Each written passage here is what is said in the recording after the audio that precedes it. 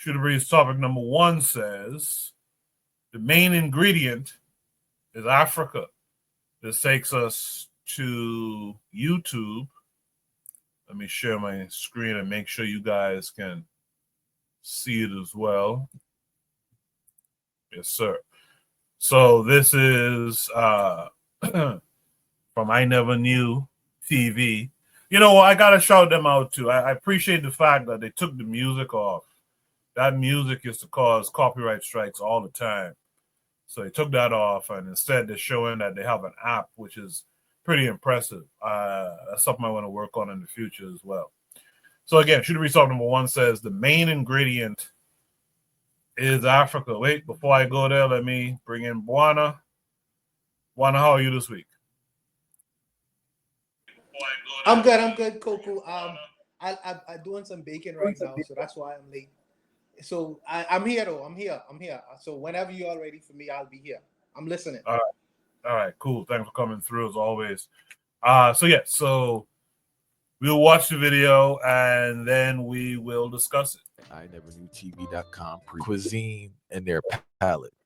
A lot of Black people are terrified of going to Africa when you talk to them in private because they have this idea about food. There's nothing to eat, this and that. Please, shortly now, right? Last question. Please break down like the cuisine situation in Ghana. And also what I found is that the high level of highly nutritious fruit, which is very affordable. I bought one big bundle of fruit fire and it cost me no more than $3 US. I was shocked because I kept asking the lady, like the first, I wasn't sure if she was miscalculating. I just wanted to make sure. And she was like, no. And I went back and did it on my phone and I said, this is wild. But yeah, she's even like, Dad, I overcharged this guy. Yeah, speak about the produce, and also that's a concern. Like people don't speak about it, but they're terrified of the food. They have this idea about food in Africa, and that's one of the. I think that's one of the big. I'm not gonna say that's one of the biggest, but that's definitely up there. Or one of the deterrents of people going to Africa. So this is something I won't recommend, but for those who are looking for a soft landing, Pizza Hut is here. KFC is here. Burger King is here. Say a soft landing. I've never eaten at any of those places. That's funny. I've never eaten at any of those places, but for those who are looking for something that their palate is used to, all of those things, Kit Kat, chocolate bars are here. Coca-Cola is here. Pepsi, like all of those things, which again, those are death foods. So I wouldn't recommend that anyone expedite their death through the death style of eating that they are doing. But, those are there. So anyone who's terrified and that's the deterrent, well, fear no more. You can come and have a double cheese pizza or whatever it is that you're looking for here. But now to come down to what you're actually asking about, the food is a lot of what you're used to. I think your ancestry has passed through the Caribbean, right? Yeah. If you're familiar with rice and peas, that's the reason why you eat rice and peas is because rice and peas is one of the favorite dishes here. And this is where it comes from, right? So this is, what they call wachi, right? Or the Hausa call waki. So this is where it comes from. So if you're scared, oh, my palate, well, your palate, the things you're used to eating are coming from right here. If you're used to ackee and saltfish, ackee is a mispronunciation of the word anche. That's a tree word. And I have an ackee tree right on my land right here. So I can't eat anything there because I can't find my ackee. Well, this is where ackee comes from, right? So a lot of the things that you're used to in terms of a hearty meal or so forth and so on, it's actually originally coming from here. So that's one thing. When it comes to the nutrients, there's a 3-volume series and it's available for free as a download PDF. Lost Crops of Africa. And what it goes into, it has 1 volume on grains, 1 on fruits, and then 1 on vegetables. And it goes into all these things that actually, like, for example, you'll put into your soups here. And you're aware that COVID didn't hit in the continent like it hit other places. Like when, others are dying by the hundreds of thousands, we're here on the continent, we're laughing. Why? Because in our soups are things that cure everything. So prekese, right? That's something that you'll put into a soup just because it tastes good. But lo and behold, this has all types of medicinal properties. Things like abidru, they call it turkey berry, is another thing that has all types of medicinal properties. You'll just put it in the soup and it tastes good. Things like sorowisa, famwisa, things like hintia, These are things that are actually used in medicinal practices, but all of those things actually have, they're part of the cuisine, right? So it's what gives it a spice. Black people anywhere don't want nasty food, right? So it's not gonna be like, you should be scared if you go to the UKKK, because they got the most bland, nasty tea and crumpets that you could ever, scones. Like, what are you doing? You're gonna go there and you're not scared of that? Black people like food that tastes good. So it's gonna have some spice to it. It's gonna have some pepper in it. Facts. It's gonna be well seasoned. It's gonna be what you're used to if you grew up in the South. It's gonna be that's in the South of the United States. It's what you're used to if you grew up in the Caribbean. They have doubles in Pelori.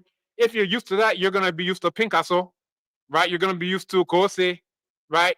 Matter of fact, in Brazil, they have something that they call acarajé. It's nothing but kose. They just take the kose, they cut it in half, and they put vegetables in between, and they eat it like a sandwich. But it's literally the exact same thing as kose, right? And they call it acarajé because in Yoruba, it's called akara. It's literally the exact same food. In places in the Caribbean, they have something that they call dokono. It's coming from dokono, which is the food here. So you'll take the dokono and you'll eat it, with the soup. So all of the things that if you're a Black person, you should only feel the food here if you've only been eating tasteless, insipid, bland white people food, which is, I don't even know, like macaroni and cheese. I don't even know what they eat. If you're used to mayonnaise sandwiches, I don't even know what they eat. But if you're used to nasty food, then that's where you should be scared. But if you want food that actually tastes good, then you should come, because you'll be, the soups, the stews, everything. You're just going to be eating all that you can imagine, and you'll be good. And for those who are concerned about that, you'll find that a lot of food, especially when I went to Upper West, but just in general, a lot of food is just naturally, there's no meat in it. So like there's not like a meat version of kose. There's not like a meat version of, wache. You would have to add something to the wache, but you can go anywhere and get wache, and it's already, meatless. When I went to Upper West, they have this food where they do the kose, and then they mix it with moringa.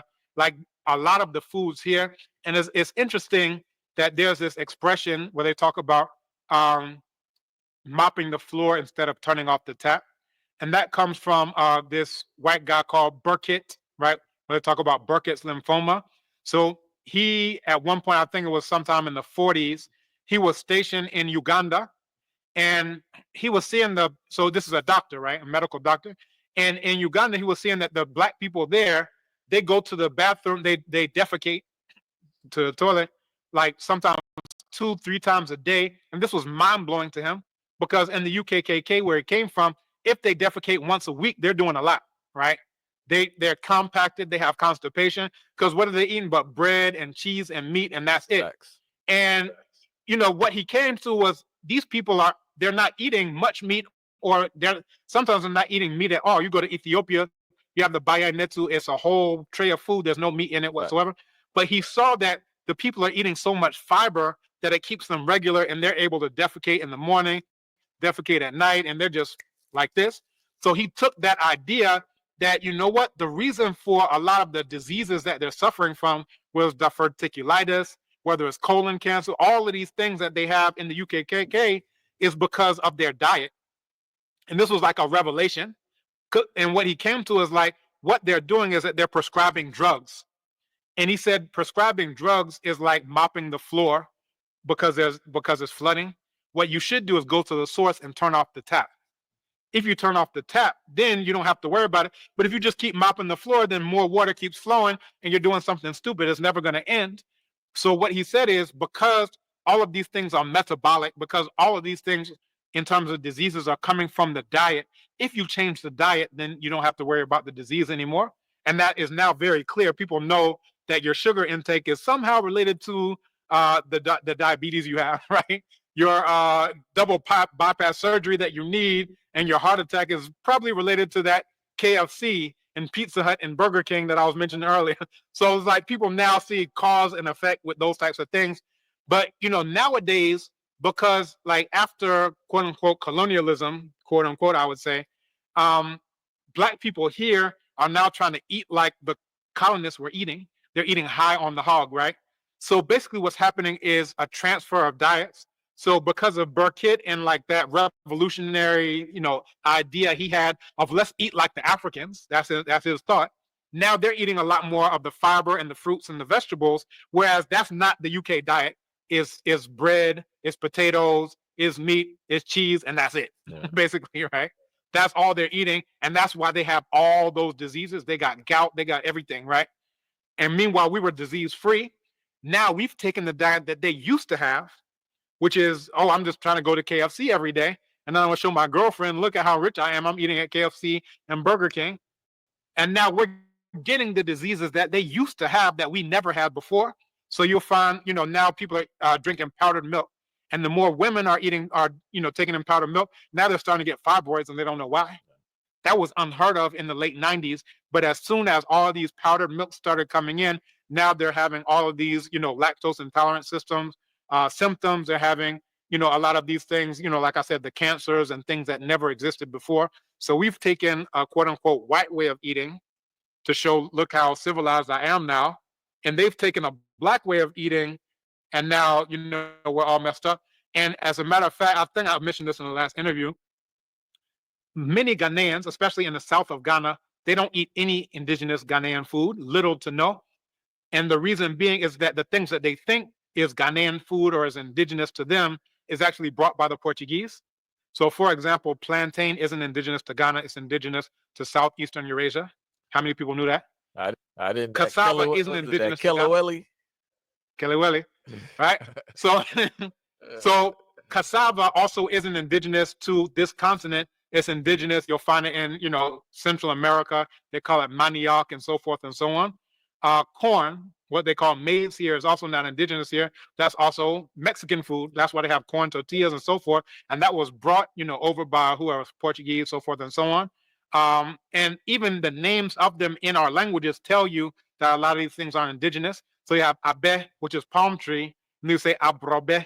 You're saying that's a foreign palm tree because it came from Brazil. That was the Portuguese who brought it over. They just said, oh, here's something that thrives in the tropics. Here's the tropics. We're just going to transplant it here, and we'll see how it catches, right? So a lot of these foods in southern Ghana, like a lot of the staples, are based on maize. So that's the, dokono. Now, originally, it was made with millet, right? That's indigenous to us, right? The millets and the sorghums and so forth, that's our food, right? The fufu, which is cassava and plantain, neither of those come from here. But what we used to do, you have to go to northern Ghana to find out what black people's diet actually is or is supposed to be, because you go there and they're pounding yam. So yam is ours. So when they say bordie, odie is a word for yam. So when you say bordie, you're saying a foreign version of yam, right? And that's the word for plantain. When you say efre, that's a melon or, like a pumpkin type of thing. So when you say brofre, you're saying that's a foreign version of efre. So anytime you see these words that start with bro, like brofo, broni, and so forth, you're saying this is a foreign version of whatever this last root element is. And that's, a good thing. But again, if you just go to the north of Ghana, a lot of the foods there, those are the indigenous foods. I remember eating in Mali, everything, they were doing baobab leaf sauce, basically like how contomere is done here, right? And I remember, and that's the first time I ever had baobab fruit, right? Or baobab, as it's called. And I remember at the Institute of African Studies, one of my students, who's from Ghana, he's from KWAZ, I was eating the baobab fruit, and he was like, is that food? So look at how divorced he is from indigenous foods, that he thinks that the foods that are foreign, like the cassava and plantain fufu, he thinks that that's indigenous, and then the things that are indigenous, he doesn't even know that that's food. So that's where we are. So that's a very informative discussion because, Obadali Campbell relates how a lot of the indigenous foods to the continent, particularly that region of Ghana, is in the Caribbean. And I'm sure if you went a little bit further, some of that food is here in the southern part of the U.S. He mentioned that kuse, which is basically a fritter. I'm going to talk a little bit. I'm going to show you all something about that in a few. But first, I want to see and hear what everyone else has to say to what we just learned from the teacher. I'm gonna start with Jacadero. Jacadero, what say you to the main ingredient is Africa? Before I start my reply on the clip that we watched, the name Koku, I'm from East Africa, but I always, hear those type of names as like West African names. And I think that that's because the Ghanaians or the Ashanti or the Akan peoples usually have like a Kwame, Koku, Kofi. Is your background Ghanaian? Because I know you're Bahamian, but is that a Akan background name? I chose that. That's a title. I chose that because it's a deity. It's a black god. Mm.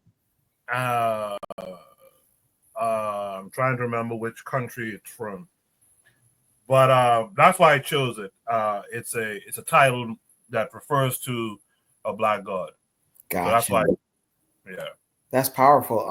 And then the Akan, what I know, and I might not know too much, but the Akan, they weren't only in Ghana. They spread out through many West African countries. So that's awesome. Good job.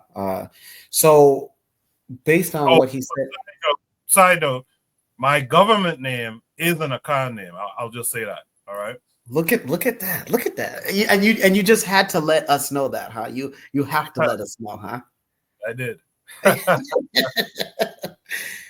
Based on what the brother had said, yeah, absolutely. I took my first trip back to Kenya. For those that don't know, I'm the son of Kenyan immigrant parents. So I took my trip back to see my dad. I grew up with my stepfather. He is from South Sudan, but I've always known my dad. So I took my first trip back in the 2010s. And absolutely, my palate was used to the American diet: burgers, fries, pizza, waffles, French toast, bologna sandwiches. You guys all know. And eating Kenyan food, man, it's just different. It's different. And it took me a while. It took my body a while to adjust because of the palate that I had acclimated. There was a time where, like, I think for a day and a half, I had diarrhea, and I had gotten told that it was my body flushing out everything that I had ever eaten or that my body had gotten used to. So it was, man, a pretty powerful statement about him saying that, yeah, you can get the soft landing by eating the fast foods that you're accustomed to in the West. But just know that the foods that are here are supposed to be beneficial for you, not just only nutritionally, but it's going to have you live a better everyday life. I also like the fact that he pointed out, I had heard a speech from Dr. Sebi. It's funny because Dr. Sebi was talking about how eating cassava is not for the original man, meaning the African man, and how that isn't from Africa. And then, I don't know the facts on this, but I was eating rice and beans while I was listening to him. And then he stops and he says, if you're eating rice and beans, that is going to kill you. And I had a mouthful of rice and beans. It's like you're hearing Amos Wilson talk, and you just got back from a church service, and he's like, "This God will send you to hell." Whoa, whoa! I just gave 30% of my earnings to this pastor. So, man, pretty awesome. I always like informative clips like this, man. Powerful statement. Yeah, the main ingredient is Africa, especially for us African descendants, African diaspora. Absolutely, man. Thanks for that, Jacadero. Shout out to Brother Bakari out there in the chat saying peace and Black African power as per usual. Trigger Gabi 262 plus in the chat says, I don't completely agree with Obadeli that plants or crops we use based on trade are bad. If that's the implication, but I do think us not using indigenous crops is a problem. Yeah, I think Dr. Darrell brought it up, and I was going to bring it up later on. That's the one thing I really liked about Sebi. Sebi, for those who don't know, he talks about the African mineral or African biodiversity diet.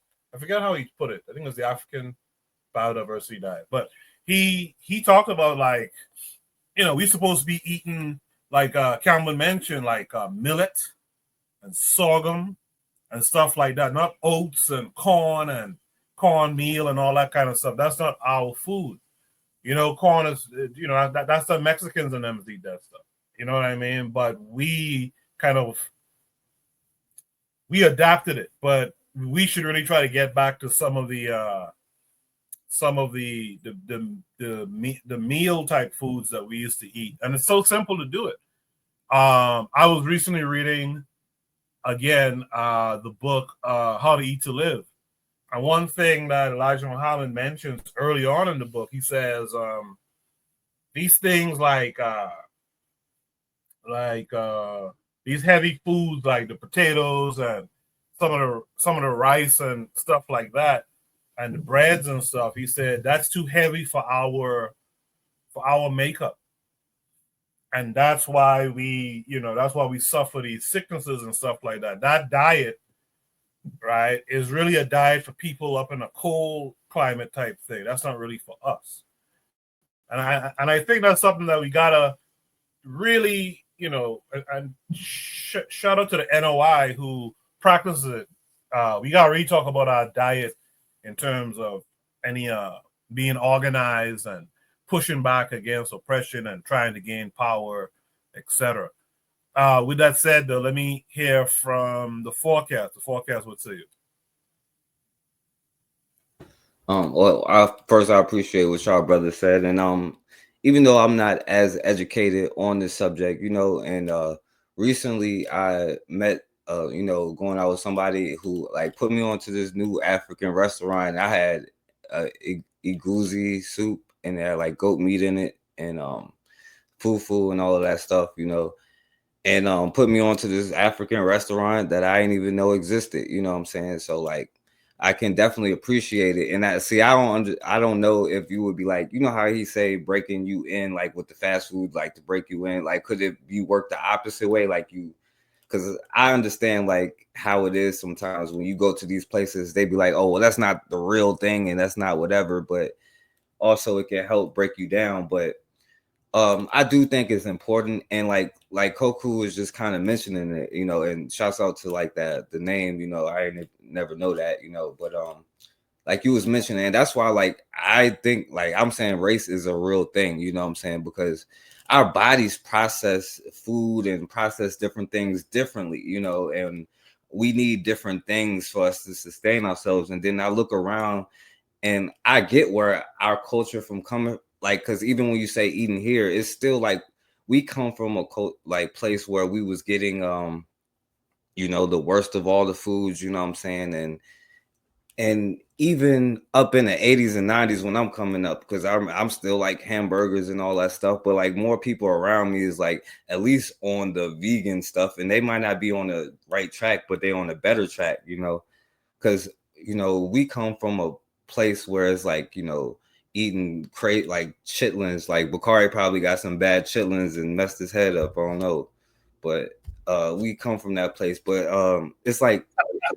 And then we have like diabetes and all of this stuff. Like we need sugar pills. We got to take insulin, and like it's so unhealthy in our culture. And then like the men get sick in like their 50s and 60s, not even going to the doctor anyway.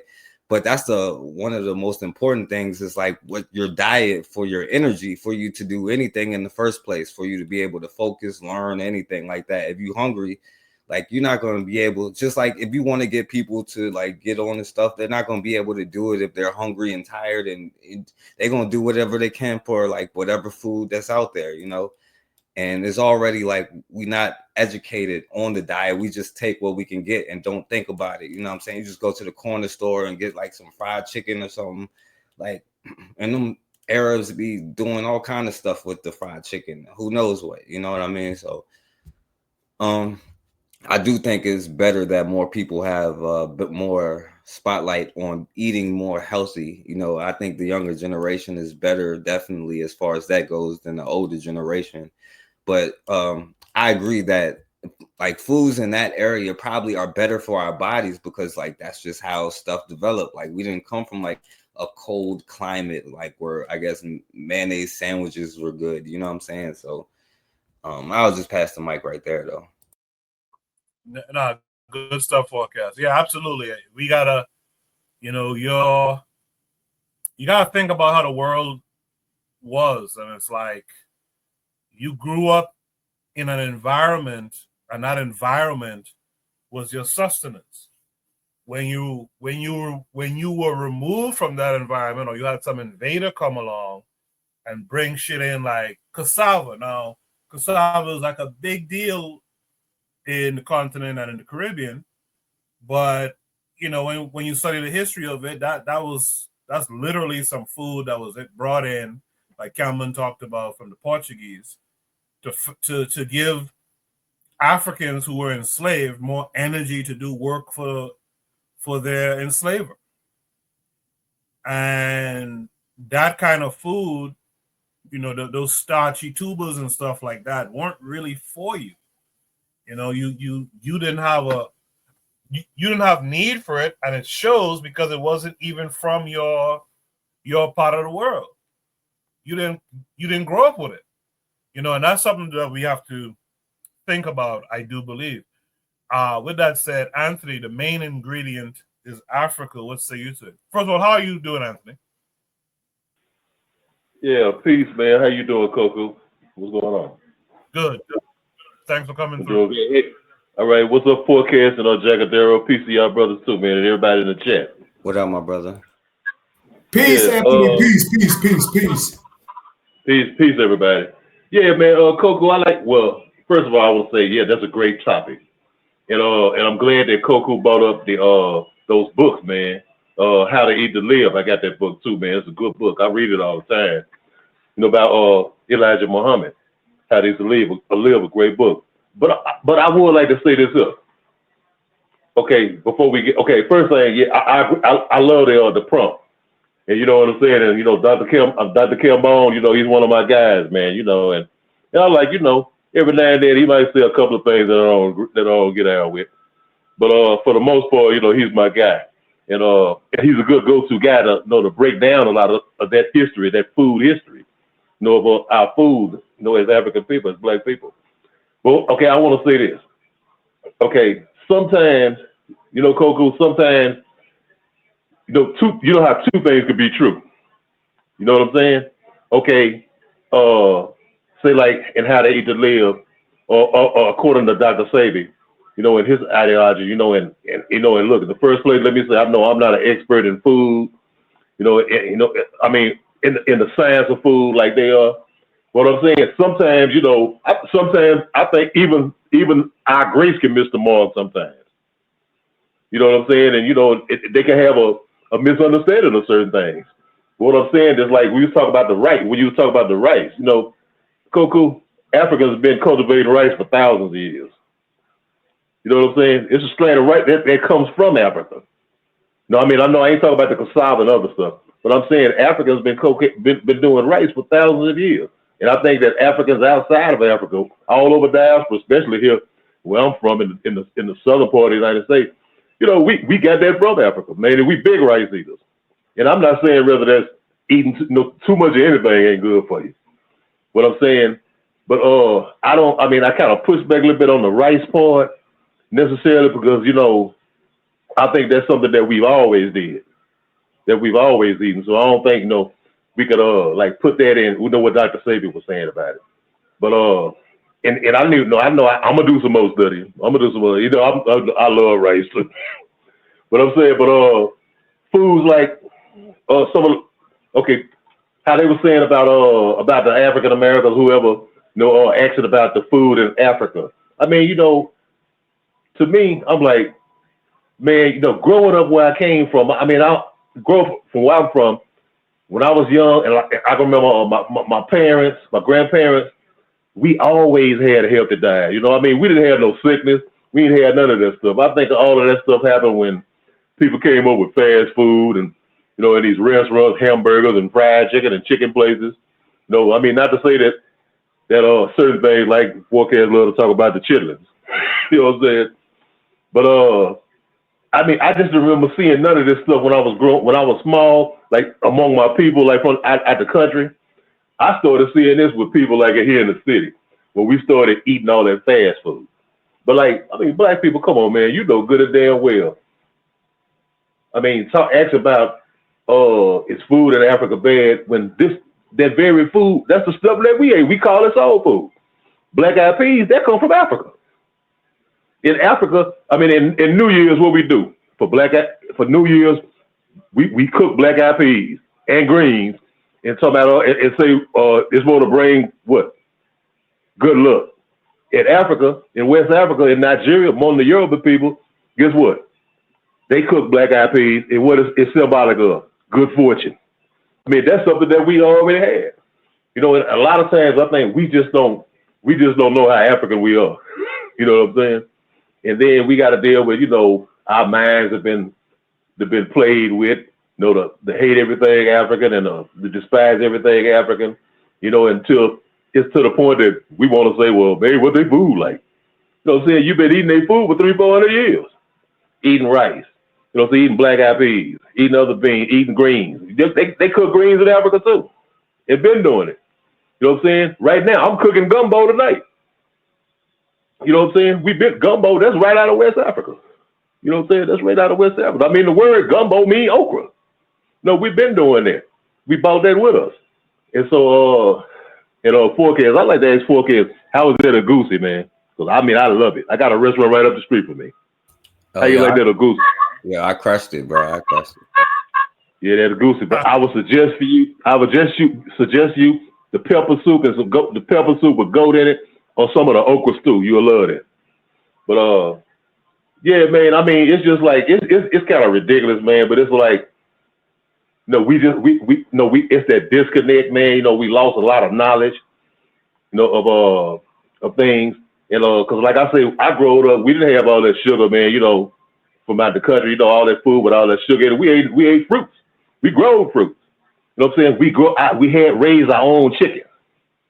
You know, our own ducks. My grandfather had chickens and ducks and rabbits and all that stuff. You know what I'm saying? My next door neighbor, his cousin had turkeys. I mean, and they turkeys was clean. You know what I'm saying? They were raised right. They weren't on all that bullshit, these steroid turkeys and stuff like that. I mean, we lived better back then. You know what I'm saying? I was a small boy back then, but I'm saying we lived better back then because we ate better because our food was better. But I think now, you know, it's the fast food. It's all this here, all this bullshit. But yeah, I know I kind of went off the topic a little bit. But yeah, man, you know, man, we've been eating African food all the time. And I mean, from Louisiana to Carolina, you know what I'm saying? I mean, we've been growing rice, been planting rice. You know, I mean, they bought us here because we knew how to do it. You know what I'm saying? You know, I'd knock off right there, Coco. Yeah, I appreciate everything you said, Anthony. I mentioned rice because we know now that rice, particularly white rice, is a big thing with diabetes and stuff like that. So that's why I mentioned it. I'm aware that. Hey, Coco, you're right. I'm sorry, you're right. Because see, we had brown rice over there. Right. The African rice. There's two cultivars of rice. There's Asian rice and there's African rice. And what they did was they pushed the Asian rice on us. You don't even hear people talk about African rice. You know what I mean? That's what I'm really referring to.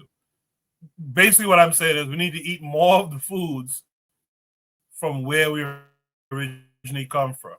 In Africa, like Trigger mentioned earlier, it seemed that Africa was more or less plant-based. In fact, if you read Dr. Clyde Winter's book, I forgot the name of it now, it seemed like we ate a lot of meal, we ate certain grains, we ate, you know, peanut stew and that kind of thing, and we lived longer. Like he talked about that, we lived longer at one time. We ate meat on, you know, small amounts, and it just makes sense, you know, that because we were hunting and whatnot, so we didn't have big feast of meat all the time. So we had meat in small amounts and stuff. And I just think we should get back to that. We should get back to how we eat and not eat like these other people. What sense it makes complaining about the people, right? And they're oppressing and this, that, and the other, and then we eat just like them. But with that said, though, I'm gonna show you guys something. After Buana does a thing, I want to show you guys something real quick. Cameron talks about, we like spicy food, well prepared, spicy foods, and he talks about the kusa, which, like I said, is a fritter. I'm gonna show y'all something in a second about that. It's really quiet yourself out there talking about pause. Jacadero says to Anthony he's on his way for that gumbo, by the way. With that said, though, let's hear from Buana. Buana, you heard everything everyone had to say. What say you? Yes. So let me just say this. Let me start it like this. I have found in living around West Africans, mainly in particular, that the West African dieting is, I don't see it as to be so much better than our diet in the Caribbean. Because the West African, they're huge meat eaters. They're huge meat eaters. They gotta have meat with their meals. You know, I can't. It's not to say, because there are some countries in Africa who are more plant-based, like Ethiopia. I think they eat more plant-based kinds of foods and things of that nature. Maybe Kenya to a degree, but I find like that the African is not as good. I don't, let me say not as good. I think that it could use some improvement too, because they're huge meat eaters. And I think if you look at the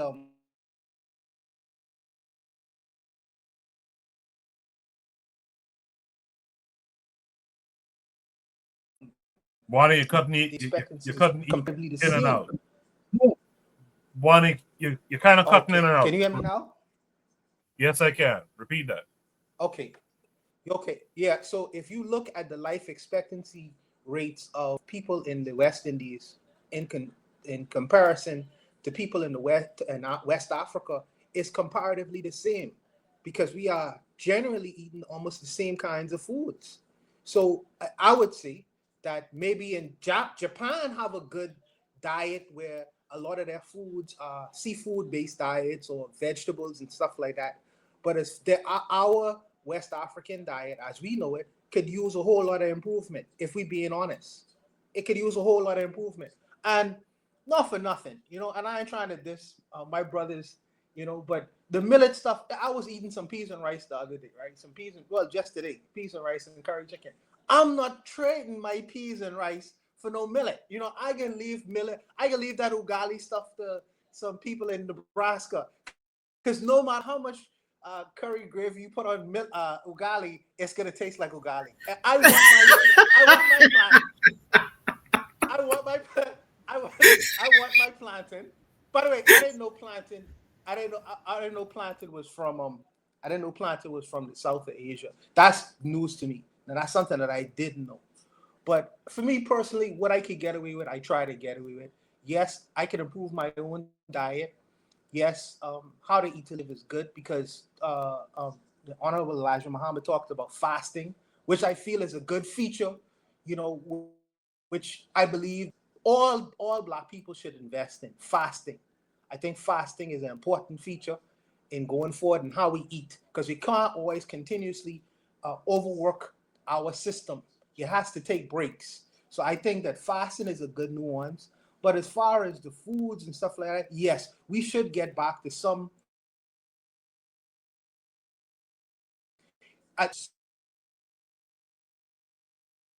soil.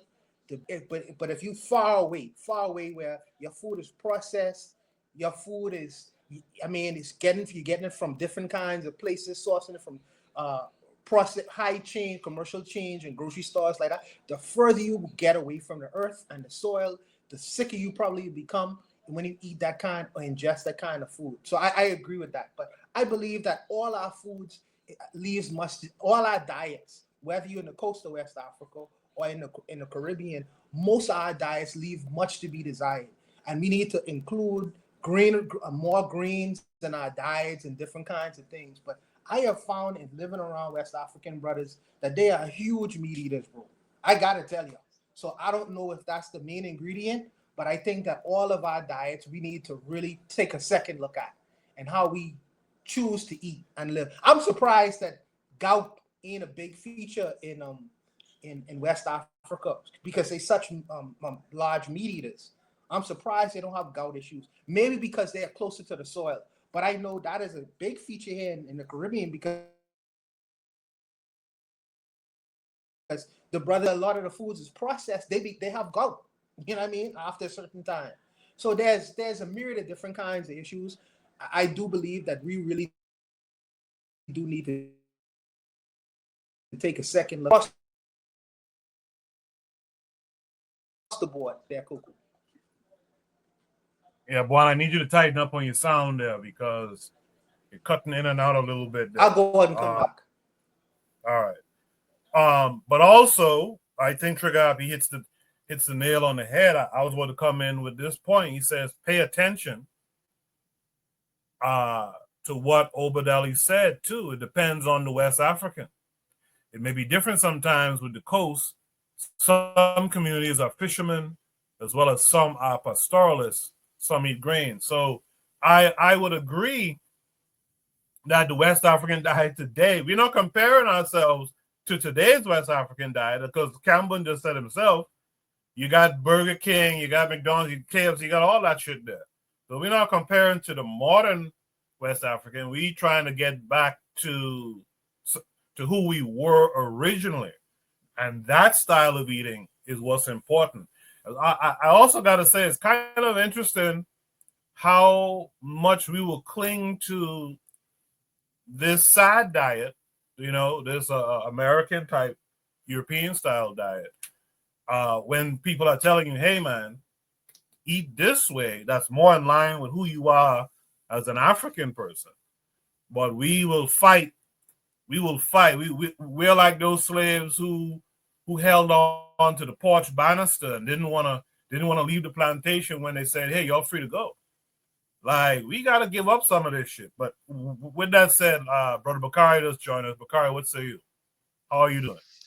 I'm doing good, man. Peace to you. Peace to everybody on the panel and in the chat. I just want to chime in on this. Then I'm going to have to step off and listen because I got something to do. But anyway, 4Kast said I probably got some bad chitlins. Now I had boiled chitlins, fried chitlins, baked chitlins, barbecue chitlins. I had good chitlins. But anyway, they went to your brain, Bakari. You're supposed to be eating but anyway, right? When we talk about these books and what they say we should eat and how we should eat to live, I'm gonna start right there with the Nation of Islam. Like, I've never read that book, and I'm gonna be honest, I probably won't. Because when I listen to, and I ain't knocking nobody that do on, but when I listen to the Nation of Islam and I heard Elijah Muhammad speak, I don't know what he wrote in the book, but he said you're supposed to eat one time a day, lima beans and milk, or navy beans and milk. That's not healthy. That is not healthy. You eat once a day. Where you get the strength from to do the things you're gonna do, and it's just lima beans and milk. You're real gassy too. Some of those things that they're talking about we should eat, where do you find them? You don't even know I don't even know where to find some of the stuff that they are talking about, right? We do need.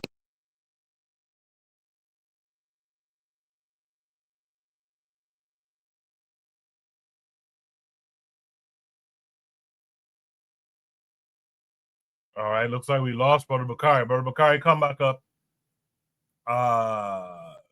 Come back up as soon as you can and finish your thought. Yeah, Jacadero mentions the OMAD diet, the 1 meal a day diet. It's tough, especially in the beginning. But here's the funny thing about it. This white guy is now talking about intermittent fasting is more healthy. And I think Cameron was kind of getting at that too. The diet that we had, they now have. I saw Zuli out there in the chat earlier. Uzuli was telling me that people clown Haitians for eating the so-called mud cookie, but these white folks is out here selling mud cookies as a health food alternative. So it's something that we got to keep an eye on. They're eating like we did, right? Because if you think the African was eating 3 square meals a day, I don't believe that. You know, but a good solid meal a day will get you through, and I think that's what the OMAD diet is for. But I'm curious to hear what else Bakari had to say. I kind of wish he didn't drop off for whatever the reason is. All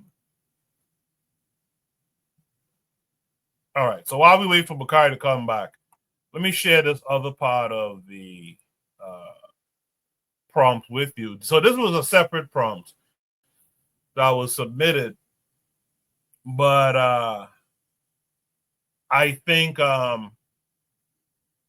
it's kind of good to show it here. So I want to share with you guys while Bakari and them get their sound together. I want to share about 5 minutes of it. Now, I really wish this was a African person talking about this, but this is about the 24-hour Bahamas traditional food on Conch tour. So I'm bringing this up because Camden said something interesting. We like our food well flavored, spicy. He talked about the fritters and stuff like that. So just take a watch of this, and then we'll discuss it more. Hey guys, good morning. It's Mike Chen. In this video, my first time traveling in the Bahamas, trying Bahamian food, and one particular dish, the conch salad. I couldn't want to give a big thank you and shout out this video. AG1. It's been a couple years now. This is still part of my daily routine. Wake up, a scoop or travel pack of AG1, 8 to 12 ounces of water. I use sparkling when I can. Shake it up and drink. Zinc, because water.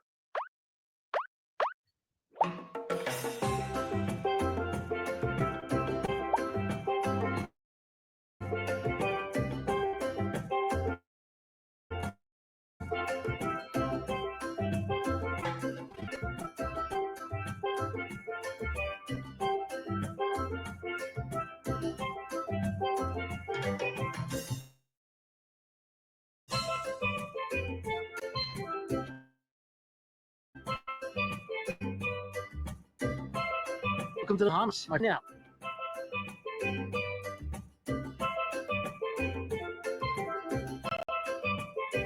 And for my first meal, I am here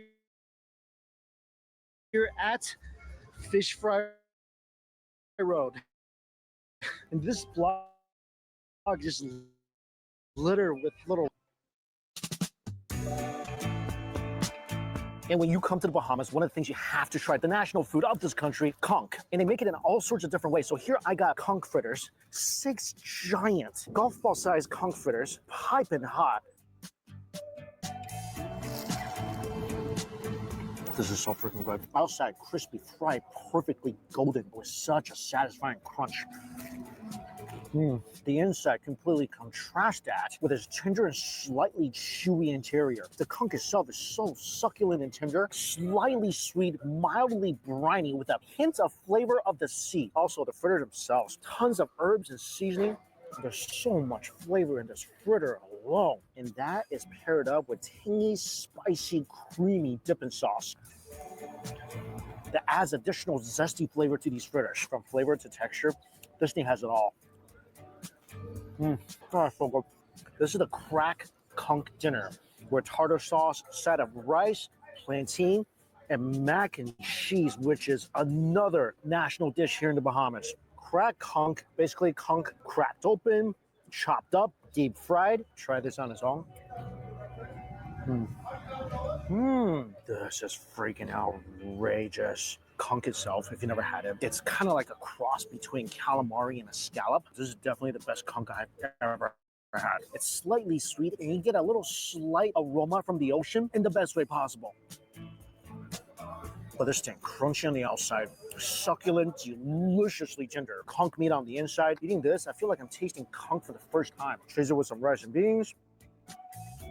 Of course, rice and beans are a very common side dish here. This tastes different than a lot of other rice and beans I've had. It's not very moist or mushy at all. And as you chew, a lot of aroma from the spices they add rises to the surface. It's a very, very aromatic dish. Also, this mac and cheese, look at this. Wow, that's delicious mac and cheese. The mac and cheese is so rich and savory. There's tons of spices in this as well, so it's gonna give you a nice kick of heat. The cheese flavor is sharp, it's robust, and unlike typical mac and cheese, which is very gooey and creamy and saucy, it's very dense. It's baked, so it's kind of almost looks like a casserole with a toasty layer of cheese on top. One bite of this, you know right away that's local comfort food. From the fritters to the rice to the sauce, there's so much spices, so much aroma, so many different textures. Awesome first meal here in the Bahamas. Someone told me there's a guy selling conch salad. It's supposed to be absolutely mind-blowing. I'm gonna eat this and try to go find him. And here it is. I found a Willie D conch salad stand. This is a place where all the locals I've met told me to go to.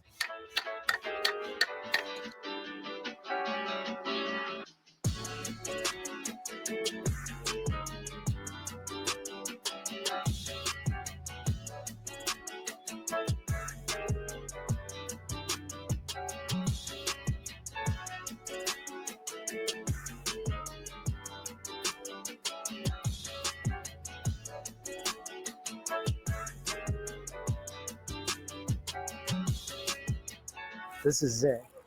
My first ever conch salad. And this thing came straight from the shell, cut up with a bunch of lime juice and sour orange juice. There's some chopped onions in here as well. And this thing just looks beautiful. This is as fresh as you can get. I mean, this conch is still in its shell no more than 5 minutes ago. And this translucent, kind of looks like a rice noodle looking thing on top. And that's pretty much the proboscis of the conch, which many believe is an aphrodisiac.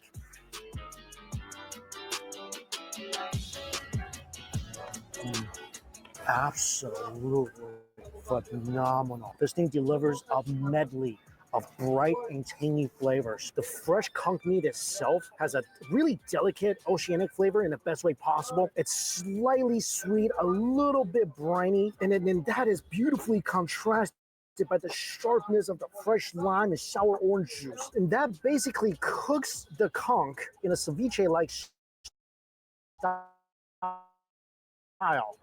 And the texture is slightly chewy. Some parts of it very snappy. It just tastes. The outside skin is a perfect subtle crunch, and it's seasoned very, very well. The snapper itself has a mild sweet flavor with a hint of nuttiness. The meat is lean but very rich. I've had many a fried snapper before in my life, but here in the Bahamas, they fry it up with a local blend of herbs and spices. So this thing is just extra flavorful, and it really.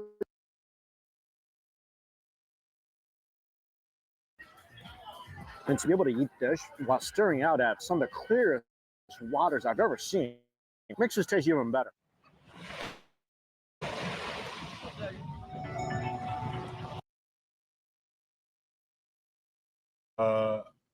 Yeah, so anyway, I want to share that.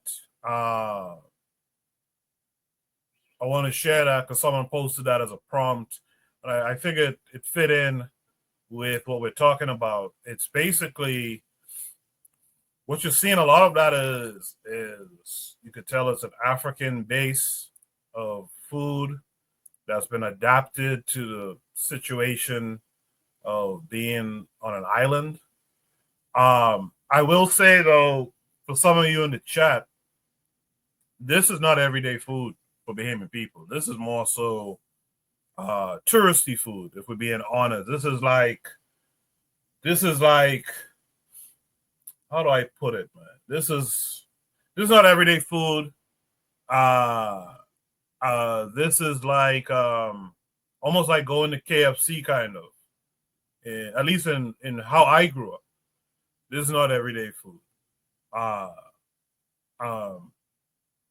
Juana's telling me to answer someone's question. I don't see question.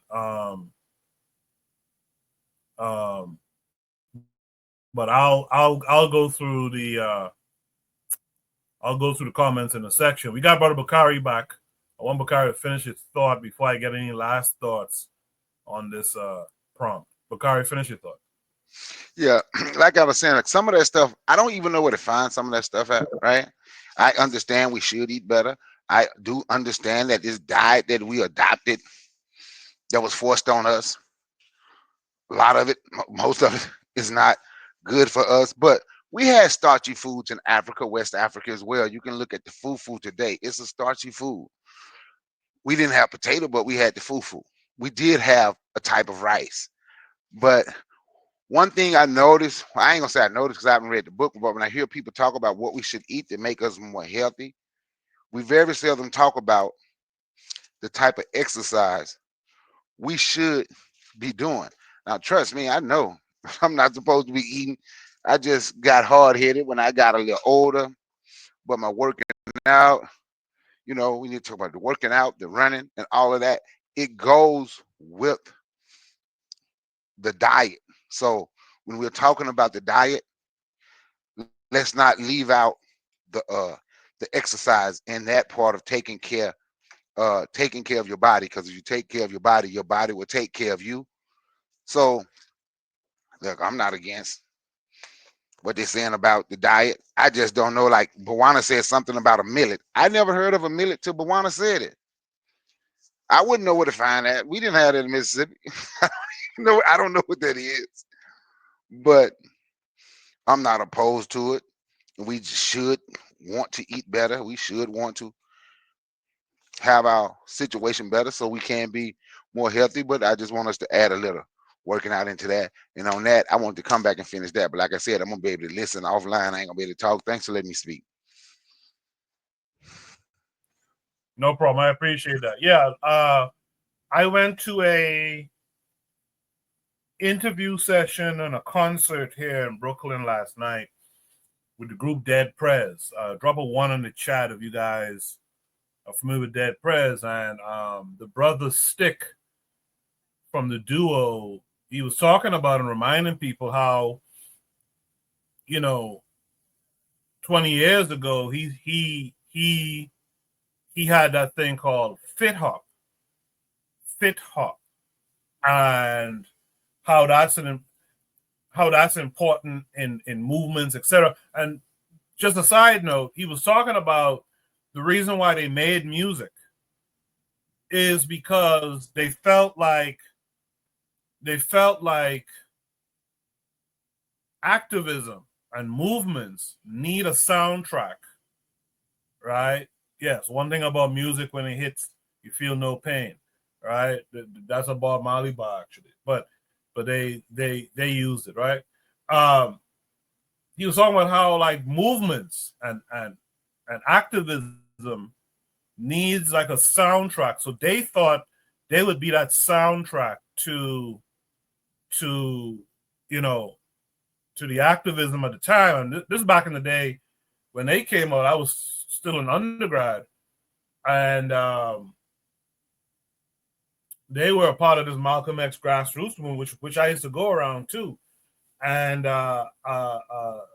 he talks about how in these movements you need to address your diet, you need to address exercise and stuff like that. So I thought that tied in well with tonight's conversation here. African Native World says Stick is all about fit hop. Yeah, that's what he was talking about last night. By the way, he has a book coming out soon too that breaks down the music and the movement and all that stuff too. So you guys look out for that. But yeah, I just wanted to share this Bahamian thing with you guys, because again, it was posted. And African Native World asks, well, what vegetables do we Bahamians eat? And it's ordinary stuff: the yams, the sweet pepper, the sweet potatoes, cassava, callaloo, okra, corn, those types of things, plantains and all that kind of stuff. So we eat pretty much what you are familiar with Caribbean people eating is the same thing we eat. That's why I tell you this stuff here, like you could ask Daily Affirmations by Pauline in the chat. This is not stuff that we were eating every day. Buana's back. Buana, you want to finish off a point? Yeah. Can you hear me, Koku? Can you hear me? Yes, sir. Yes, sir. Yes, sir. Okay. Millet is in the South. You all eat grits. Grits. I think you know what grits is. So think of a powdered version of grits. That's what millet is. So think of that. And it's just, I think millet was with cassava or something like that. But that's what millet would be if you really want to have some idea what millet is.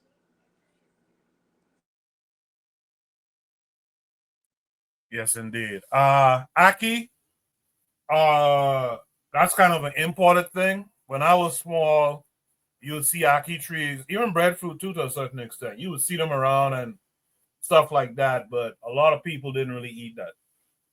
Now, people eat it more, you know, but when I was growing up, not so much. Anyway, is there any last thoughts on this prompt? Can I say one thing? A lot of talking. Just want to make sure if there's any last. I just wanted to say right. I just wanted to say real quick, because I went to, I wish I had some of the stuff he tried when I went to the Bahamas. I'm like, I feel bad because I was young. Like I got like Subway when I was at in the Bahamas. So yeah, I wish I saw some of the stuff I ain't like, but some of it I would definitely get.